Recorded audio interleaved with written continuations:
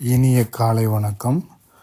இன்றைக்கி நம்ம கதை பார்த்திங்கன்னா, ஆமாம் எல்லாத்துக்கும் நான் தான் காரணம் அப்படின்னு ஒத்துக்கிற இந்த மனோபக்குவம் யாருக்குமே கிடையாது. நல்லது நடந்தால் மட்டும் நான் பண்ணேன், அதுக்கு நான் தான் காரணம்னு சொல்கிறது. கெட்டது நடந்தால் மட்டும் அது ஏதோ விதிவசம் நடந்துடுச்சு, அந்த மாதிரி நடந்துடுச்சு, இல்லை அவங்க தப்பு பண்ணாங்க அதனால் அது அந்த மாதிரி நடந்துடுச்சு அப்படின்னு சொல்லி தட்டி கழிக்கிறது. இந்த மாதிரி தட்டி கழிக்கக்கூடாது. ஒரு விஷயத்தில் நல்லது நடந்தாலும் அதுக்கும் நாம் தான் பொறுப்பு, கெட்டது நடந்தாலும் அதுக்கும் நாம் தான் பொறுப்பு. இந்த பொறுப்புணர்வை வற்புறுத்தி தான் இன்னைக்கு கதை இருக்க போகுது. சரிங்களா? ஒரு டாக்டர் இருந்தார் ஒரு ஊரில். அவர் ரொம்ப நல்ல டாக்டர். மக்களுக்கு சேவை செய்கிறதுக்காகவே அவர் படித்து டாக்டர் தொழிலுக்கு வந்தார். வந்துட்டு அவர்கிட்ட ஒரு பேஷண்ட்டு ரொம்ப கிரிட்டிக்கலான சுச்சுவேஷனில் ஒரு நாள் அட்மிட் ஆகுறாங்க.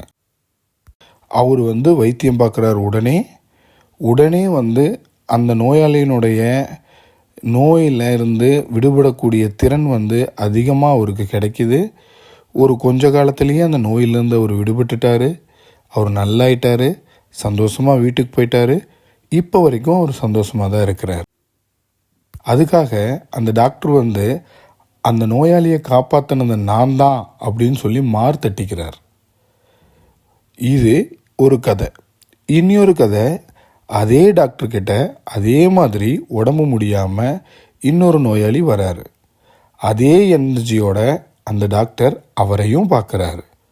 ஆனால் அவர் அந்த டாக்டருடைய புரிதலுக்கு இணங்காமல், அதாவது மருந்துகளுக்கு இணங்காமல் அந்த நோயாளி இறந்து போயிடுறாரு.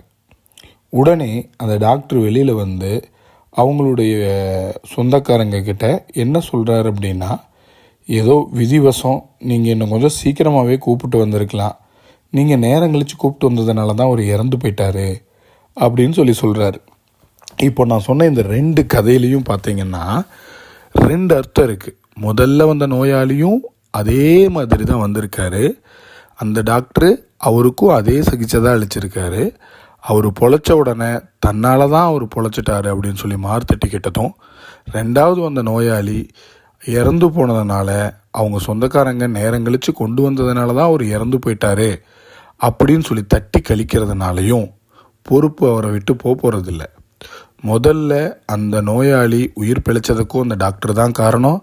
2வது அந்த நோயாளி உயிர் இழந்ததுக்கும் அந்த டாக்டர் தான் காரணம். இந்த மாதிரி நமக்கு நாம் செய்யக்கூடிய செயல்களில் வர விளைவுகளுக்கு நம்ம தான் பொறுப்பு அப்படிங்கிறத, இந்த பொறுப்புணர்வை நம்ம உணர்ந்துட்டோம்னாவே வாழ்க்கை நல்ல புரிதலோட நல்லபடியாக இருக்கும். சரிங்களா? இதுதான் இன்னைக்கு நியதி கதை. நன்றி, வணக்கம்.